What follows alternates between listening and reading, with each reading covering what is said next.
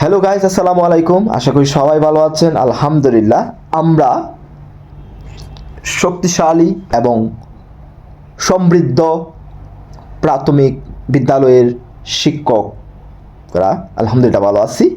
আমরা আমাদের শক্তি জানুয়ারি মাসে আমাদের বাবার টাকার বই আমরা প্রাথমিক শিক্ষকরা বলছি, আমরা কোনো ছাত্রদেরকেই জানুয়ারি মাসে বই বিতরণ করব না। গাইস, আপনি মনে করতেছেন সেটা কি আমার কথা? না না, আমার কথা না, জাস্ট একটা ভিডিও আপনারা দেখেন, তারপরে কিছু কথা বলছি।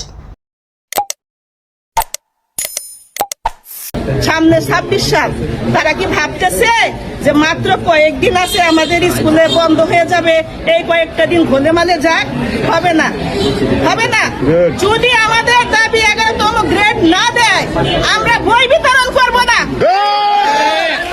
জানুয়ারি মাস, ফেব্রুয়ারি মাস, মাস প্রয়োজনে সারা বছর বন্ধ থাকবে স্কুল। নাগরিকের কথা বিবেচনা করতে হবে, আমাদের কথাও বিবেচনা করতে হবে।